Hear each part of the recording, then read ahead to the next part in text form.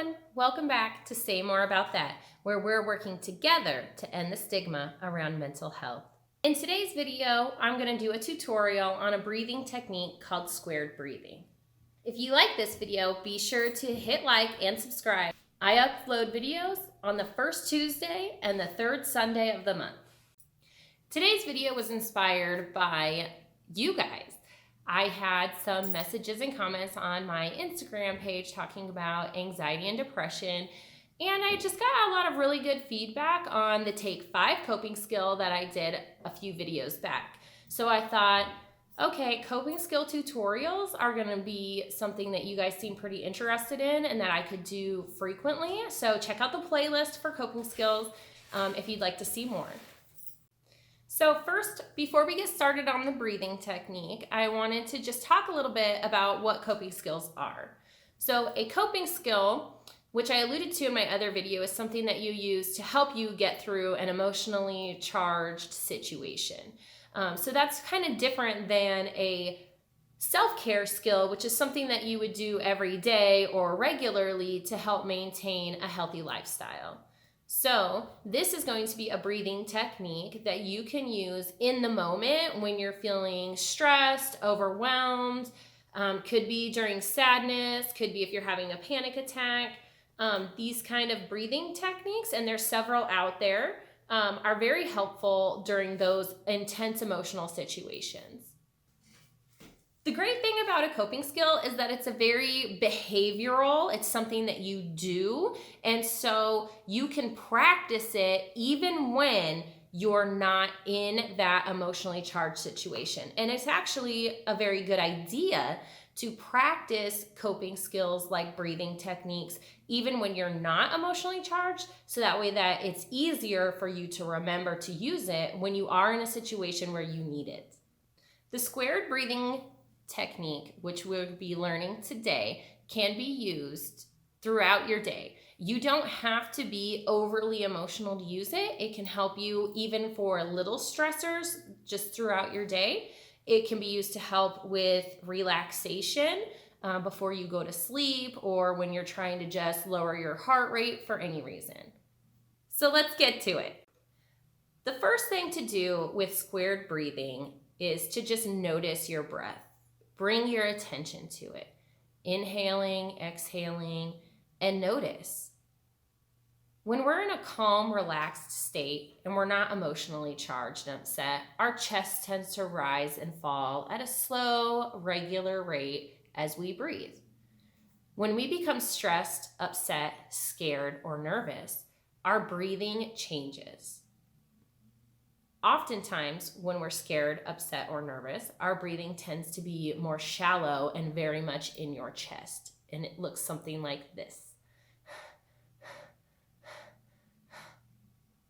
This kind of breathing really increases your heart rate, increases your blood flow. It's a very physical reaction to whatever your trigger had been.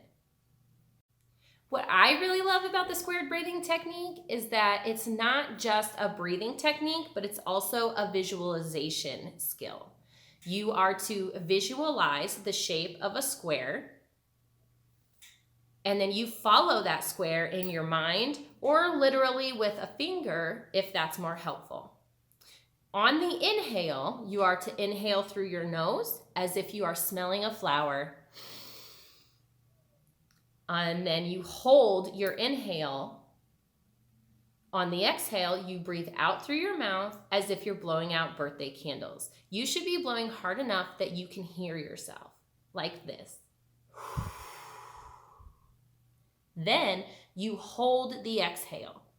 The inhale, the hold, the exhale, and the holding of the exhale should last about 4 seconds each, which is why they call it squared breathing. When you put all 4 sides of the square together, your breathing should look something like this.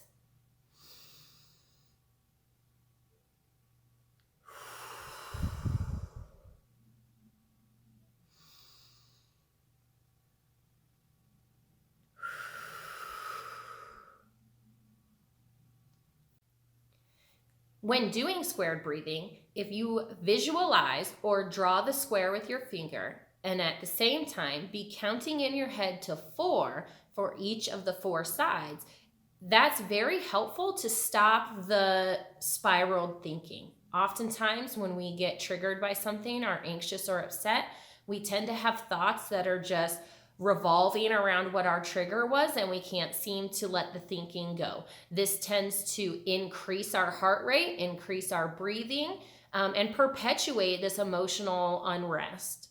So using the visualization, the counting, and the actual breathing will do several things. It will stop the spiral thinking, and it will decrease the blood pressure and breathing, which will allow the other parts of your brain to take over and for you to be more in control of your emotions and your reaction to whatever your trigger was.